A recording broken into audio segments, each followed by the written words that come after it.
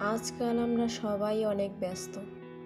কারো চিন্তা টাকা নিয়ে, কারো চিন্তা নাম খ্যাতি, আবার কারো প্রতিযোগিতা কে কত এগিয়ে গেল।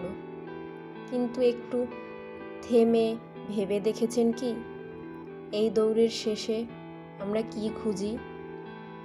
আমরা খুঁজি হলো একটু মনের শান্তি। মনের প্রশান্তি মানে নিজেকে ভালোবাসা, অন্যকে সম্মান দেয়া, দুঃখের মাঝেও আশা রাখা, আর নিজের ভিতরে ছোট্ট একটা সুখের ঘর বানিয়ে রাখা। কেউ যদি সারাদিন কাজ করে ক্লান্ত হয়ে ঘরে ফিরে একটু শান্তিতে নিঃশ্বাস ফেলতে পারে, সেই সবচেয়ে ভাগ্যবান। বাহিরের সাফল্য তখনই সুন্দর যখন ভেতরের প্রশান্তি থাকে। মনের প্রশান্তিটাই